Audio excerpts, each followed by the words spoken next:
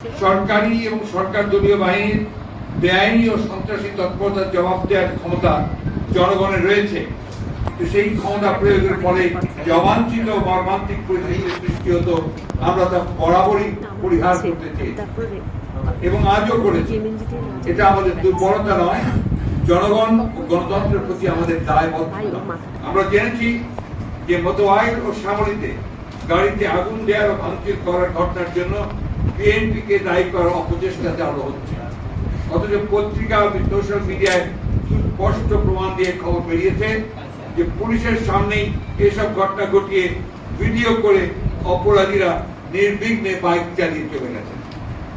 কারা এটা করতে পারে তা অনুমানের জন্য বেশি বুদ্ধিমান হওয়ার প্রয়োজন নেই। নিজেরা অপরাধ করে বিএনপির উপরে দোষ চাপানোর অপচেষ্টা থেকে বিরত থাকার জন্য আমরা সংশ্লিষ্টদের আবার পরামর্শ দিই।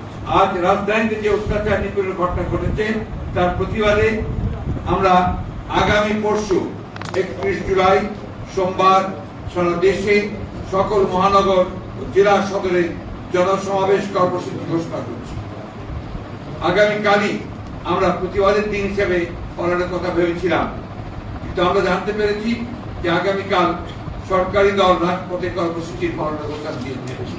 আমরা তাই তাদের মতো একই দিনের কর্মসূচি না দিয়ে কর্মসূচি দিয়ে সংকট সৃষ্টি না করার সিদ্ধান্ত নিয়েছি।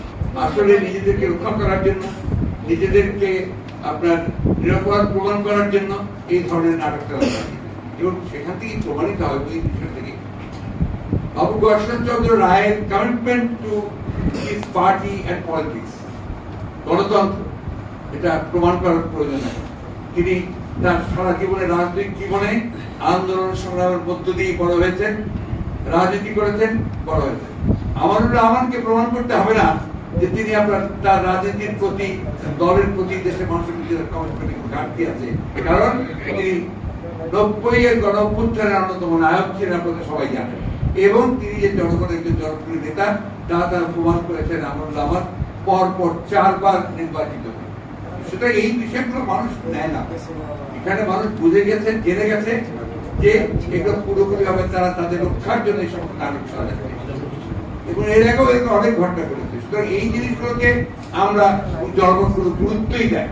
আমরা যখন আপনার নির্বাচন সুষ্ঠু হওয়ার জন্য নিরপেক্ষ সরকারের যে নির্বাচনের দাবি তুলছি, সেই সময় এই ধরনের আপনার একেবারে নির্যাতনমূলক, নিপীড়নমূলক আক্রমণ নিঃসন্দেহে গণতন্ত্রের পক্ষে যায় না।